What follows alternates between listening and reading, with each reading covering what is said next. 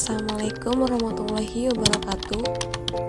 Kami dari kelompok 14. Kami di sini akan menjelaskan materi manajemen strategik. Pengertian manajemen strategik. Ilmu manajemen adalah ilmu yang turut berkembang pesat sehingga ilmu tersebut memiliki beragam cabang dan beberapa kajian yang bersifat khusus seperti manajemen keuangan, manajemen sumber daya manusia, manajemen produksi, manajemen transportasi, dan manajemen strategik. Manajemen strategik adalah ilmu mengenai perumusan, pelaksanaan, dan evaluasi keputusan lintas fungsi yang memungkinkan organisasi mencapai tujuannya yang bersifat mendasar dan menyeluruh. Pengertian manajemen strategik menurut para ahli. 1. Hadar Nawawi tahun 2005 148 bahwa manajemen strategik adalah perencanaan berskala besar yang berorientasi pada jangkauan masa depan yang jauh disebut visi dan ditetapkan sebagai keputusan pimpinan tertinggi yang bersifat mendasar dan prinsipil agar memungkinkan organisasi berinteraksi secara efektif disebut misi. Dalam usaha menghasilkan sesuatu, perencanaan operasional untuk menghasilkan barang atau jasa serta pelayanan yang berkualitas dengan diarahkan pada optimalisasi pencapaian tujuan disebut tujuan strategis dan berbagai sasaran tujuan operasional organisasi. 2. Husein Umar tahun 1999-86 bahwa manajemen strategik sebagai suatu seni dan ilmu dalam hal pembuatan, penerapan, dan evaluasi keputusan strategis antara fungsi yang memungkinkan sebuah organisasi mencapai tujuannya pada masa mendatang. 3. Lawrence R. Lauch dan William F. Gluck, Manajemen Strategis dan Kebijakan Perusahaan tahun 1998 menulis bahwa manajemen strategik adalah sejumlah keputusan dan tindakan yang mengarah pada penyusunan suatu strategi atau sejumlah strategi yang efektif untuk membantu mencapai sasaran perusahaan. 4. Menurut William N. Hanger, Strategic Management and Business Policy, Massachusetts, 1995. Manajemen strategik adalah suatu kesatuan rangkaian keputusan dan tindakan yang menentukan kinerja perusahaan dalam jangka panjang. Karakteristik manajemen strategik. 1. Manajemen strategik bersifat jangka panjang. 2. Manajemen strategik bersifat dinamik. 3. Manajemen strategik merupakan sesuatu yang berpadu oleh manajemen operasional. 4. Manajemen strategik perlu dimotori oleh unsur-unsur pada manajer tingkat puncak. 5. Manajemen strategik berorientasi dan mendekati untuk masa depan.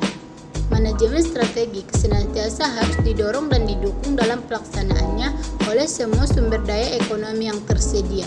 Perumusan strategi melibatkan tindakan analisis situasi baik secara internal dan eksternal, secara mikro dan makro, yaitu mengatur sasaran, menentukan visi dan misi jangka panjang, atau peran yang akan diberikan organisasi tersebut untuk masyarakat. Keseluruhan tujuan korporat, baik finansial dan strategis, tujuan taktis, dan perencanaan. Perencanaan manajemen strategik mempunyai dua komponen, yaitu 1. Komponen pertama. Komponen pertama adalah perencanaan strategik dengan unsur-unsurnya yang terdiri dari visi, misi, tujuan, dan strategi utama organisasi. 2. Komponen kedua. Komponen kedua adalah perencanaan operasional dengan unsur-unsurnya, sasaran, dan tujuan operasional. Pelaksanaan fungsi-fungsi manajemen berupa fungsi pengorganisasian, fungsi pelaksanaan, dan fungsi penganggaran. Kebijakan situasional, jaringan kerja internal dan eksternal, fungsi kontrol dan evaluasi, serta umpan balik. Memahami proses manajemen strategik. Implementasi manajemen strategik melibatkan A. Alokasi sumber daya yang secukupnya. B. Membuat rangkaian tindakan suatu unsur alternatif. C. Penugasan tanggung jawab untuk tugas spesifik. Terdapat 3 pertanyaan yang mendasari setiap gerak langkah perencanaan strategis, yaitu 1. Di manakah posisi perusahaan saat ini? Pertanyaan ini mengantar pada analisa tentang situasi yang terdiri atas beberapa unsur, yaitu analisa eksternal, analisa internal, dan analisa tentang kompetisi. 2. Kemanakah perusahaan akan pergi? Pertanyaan ini membawa pada logika mengapa suatu perusahaan atau organisasi didirikan. Mission statement hadir sebagai arahan korporasi atau perusahaan atau corporate direction. Sementara itu, tujuan jangka panjang dan sasaran-sasaran jangka pendek hadir dalam unit usaha atau business unit direction. 3. Bagaimana cara perusahaan bisa sampai ke sana? Pada tahap ini, strategi disusun sebagai arahan untuk mencapai visi dan misi perusahaan. Formulasi strategi dapat dikategorikan ke dalam 3 kelompok. 1. Arah korporasi atau corporate level. 2. Arah unit usaha, business unit level. 3. Arah fungsi manajemen, functional level. Tahapan proses manajemen strategik. Masing-masing bagian dalam proses manajemen strategik memiliki ketergantungan satu sama lainnya. 1. Analisis lingkungan. Tujuan utama dilakukannya analisis lingkungan adalah untuk mengidentifikasi peluang atau opportunity yang harus segera mendapat perhatian serius. Perusahaan juga harus menentukan beberapa kendala atau ancaman yang perlu diantisipasi. Dan penting yang harus dilakukan adalah mengidentifikasi beberapa variabel pokok yang mempengaruhi kinerja dari suatu perusahaan. Analisis lingkungan perusahaan biasanya terdiri dari 2 komponen pokok, yaitu 1. Lingkungan eksternal. Lingkungan eksternal meliputi lingkungan umum, lingkungan industri, dan lingkungan operasional. 2. Lingkungan internal. Lingkungan internal adalah sumber daya, kemampuan, dan kompetensi inti. Dengan melakukan analisis terhadap lingkungan, perusahaan diharapkan memiliki gambaran yang lebih jelas dalam menyiapkan strategi bisnis yang diperlukan untuk mengantisipasi implikasi manajerial yang ditimbulkan oleh lingkungan bisnis. 2. Penetapan misi dan tujuan. 1. Misi. Misi adalah suatu tujuan unik yang membedakan perusahaan dari perusahaan lainnya yang sejenis dan mengidentifikasi cakupan operasinya. Misi suatu perusahaan pada dasarnya mencerminkan alasan mengapa perusahaan itu ada.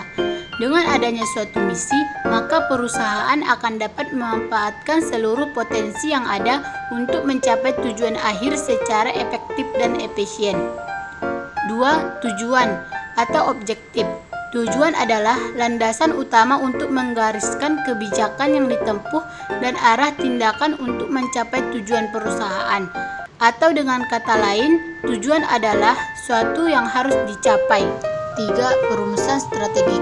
Untuk mencapai daya saing strategis dan memperoleh profit yang tinggi, perusahaan harus menganalisis lingkungan eksternalnya, mengidentifikasi peluang dan ancaman dalam lingkungan tersebut, menentukan mana di antara sumber daya internal dan kemampuan yang dimiliki yang merupakan kompetensi intinya, memilih strategi yang cocok untuk diterapkan. 4. Pemilihan dan penerapan strategi. Implementasi strategi adalah sebuah tindakan pengelolaan bermacam-macam sumber daya organisasi dan manajemen yang mengarah dan mengendalikan pemanfaatan sumber-sumber daya perusahaan atau keuangan, manusia, peralatan, dan lain-lainnya melalui strategi yang dipilih. Implementasi strategi diperlukan untuk memperinci secara lebih tepat dan jelas. 5. Evaluasi atau pengendalian strategi. Evaluasi merupakan suatu tahap di mana manajer mencoba menjamin bahwa strategi yang telah dipilih itu terlaksana dengan tepat dan mencapai tujuan yang diharapkan. Evaluasi strategi adalah proses di mana manajer membandingkan antara hasil yang diperoleh dengan tingkat pencapaian tujuan. 4 hal yang mencakup evaluasi. 1. Menetapkan sasaran prestasi kerja, standar, batas toleransi untuk tujuan, strategi, dan rencana pelaksanaan. 2. Mengukur posisi yang sesungguhnya sehubungan dengan sasaran pada suatu waktu tertentu. 3. Menganalisis penyimpangan dari batas toleransi yang dapat diterima. 4. Melaksanakan modifikasi jika dirasa perlu atau layak. Pengendalian strategik merupakan pengendalian yang mengikuti strategi yang sedang diimplementasikan. mendeteksi masalah atau perubahan yang terjadi pada landasan pemikirannya.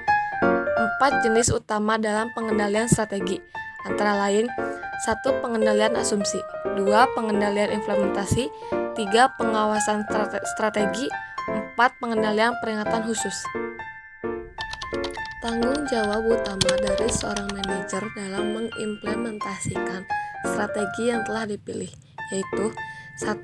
Manajer melakukan pembagian tugas beserta urutan kegiatan yang akan diambil untuk melaksanakan kebijakan dan strategi dengan cara yang dibutuhkan untuk mencapai tujuan.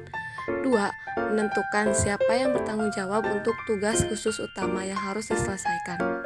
3. Menetapkan struktur pokok organisasi tempat implementasi akan berlangsung. 4. Menentukan sumber daya seperti fisik dan manusia. 5. Menetapkan jenis prestasi yang diperlukan oleh satuan organisasi. 6. Menentukan motivasi pribadi dan sistem perangsang yang akan digunakan. 7. Menganalisis hubungan utama antara orang-orang, satuan organisasi, dan kegiatan dalam satuan yang memerlukan pengkoordinasian. 8. Menjamin tingkat partisipasi yang tepat. 9. Menetapkan sistem informasi yang tepat. 10. Mengadopsi program latihan untuk mengembangkan keterampilan. 11. Menjamin bahwa kepemimpinan manajemen